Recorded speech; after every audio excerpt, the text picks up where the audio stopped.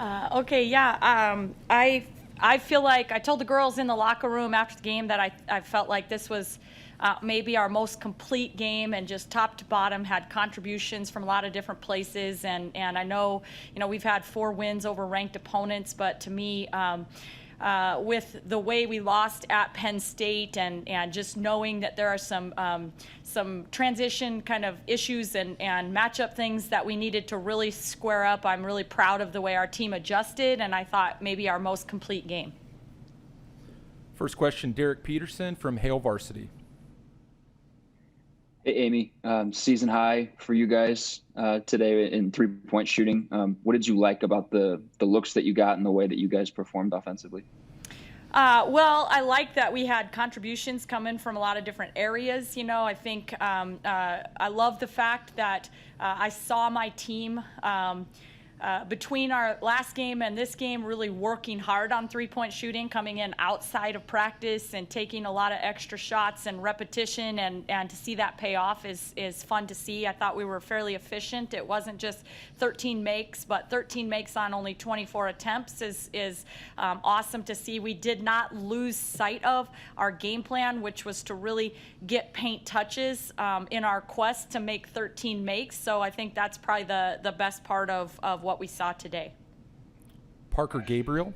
Oh, sorry, Derek. Go ahead. Sorry. Ashley was aggressive and looking for her shot. Was that maybe a difference? Yeah, I mean, I think Ashley, has shown that she's very capable of being aggressive, looking for a shot. I thought she had a couple of aggressive takes even to the basket. Just a very efficient game. I told her and our team, I thought maybe her best overall game as a Husker so far in this game, and so it's fun to watch that and have other people click in on the same night that she was as well. Parker Gabriel, Journal Star. Hey, Amy. Yeah, I was going to ask about Izzy, third straight double-double, and it looked like she just is comfortable and confident in the way that she's playing overall in this stretch. Yeah, you're right. I mean, she looks comfortable, confident, and it's awesome to see, just after having to take kind of a little 3-week hiatus with her injury, to see her kind of coming back and just picking up where she left off, really getting back into the swing of things. But the contribution she's been making, not just with scoring the basketball and being a threat for us, but really with snatching up rebounds, finding ways to finish defensive possessions, play good defense, make them take contested shots. And, I think she had a couple block shots in addition to 11 rebounds today. I just thought a very versatile, well-rounded game from Izzy. Go ahead with your follow-up, Parker. Yeah, I was curious about Habe too, just in the sense I think she had 1 basket in the first half, and then not only ends up with 18 points, but 8 rebounds and 6 assists, and it seemed like she really was able or in control of the game, even if she wasn't scoring early on. You're right. I mean, she was in control, and everybody on our team, including myself, feel just comfortable when she's out there just controlling things for our team. I thought that she really did what she needed to do to find a way to produce for our team, which is awesome. But for me, the hustle plays, the one right on the baseline right in front of our bench to regain possession when we really needed it. I mean, those are the plays that are the difference in wins and losses in this league, and to see Sammy making those in addition to going for 18 points and 8 rebounds and 6 assists and 2 steals and everything else, it's just that's the kind of stuff she does for us. Shane Gilster, Huskers Illustrated. Say, Coach, you talked to me about the matchup and the transition differences between this game and the last game. What were some of those key things that made you guys really be more successful this game than the last game?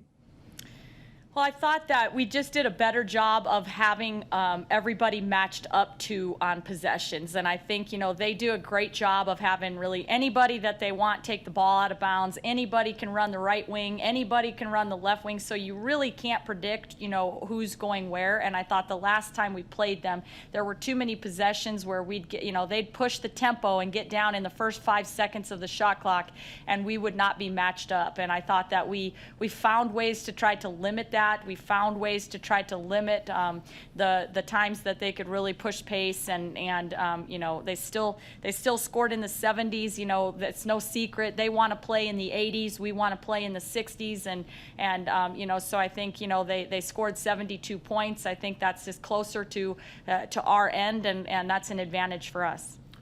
Coach, could you talk about how important it was to close the first half on the run that you guys made at the end of the first half, which was 12-2, and you got 10 of those points from Ani Stewart in just like 3.5 minutes of that time? Yeah, I told Ani, you know, what an incredible stretch she played right there and just really sparked us. And I told Sam when she came out of the game at 2:42 on the game clock there, I said, you're going to get 40 seconds right here. Go get some water and get ready. And fortunately, the way that group really sustained and played, it allowed us to get a couple of positives. Is, you know, Ani's spark, where we really were able to stretch the lead to 6 points at halftime, but also allowed me to give Sam a really good rest right there and not have to, you know, I mean, I look and she finished the game with 33, 34 minutes, and, you know, for us, that's a double win right now.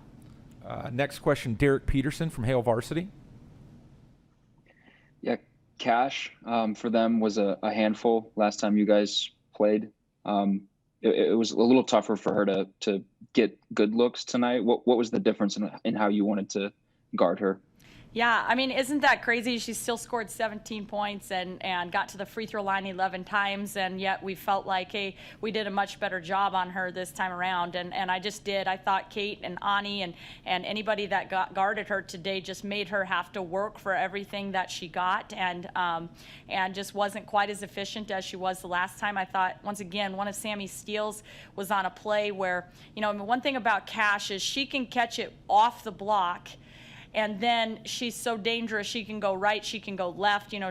But there was a play early there in the first half where she tried to face up and drive, and Sammy dug it out and got a steal off of that drive. I think it made her a little less hesitant to settle for that kind of positioning and trying to take our bigs off the dribble. And so it's a team contribution to try to make things as difficult as possible for her. And she's a great player, and we feel fortunate to hold her to 17 tonight. One more for you, Coach. As important it was to end the half strong with the contributions that you got there. At the end of the third quarter, you've got kind of a similar eruption from a Kendall Coley three-pointer and a Michael Caton three-pointer, where you guys closed out the third quarter so hard you ended up going to the fourth after you'd taken a 17-point lead and a 16-point lead to the fourth quarter. Talk about how important that stretch was for you guys. Yeah, just critical, and that's what, you know, somebody asked earlier about the 13 made threes, and obviously, you know, Sam hit 4 and Ashley Scoggin hit 4, but it was the 3 from Kendall Coley, a 3 from Michael Caton, and you know, just the Ani stretch, and, you know, those kinds of things that really make our team flourish. And when we can get those types of contributions from top to bottom, up and down the roster, good things happen for us. All right, we're going to wrap that up with Coach Williams if there's nothing else, and we'll continue on with Isabel Bourne.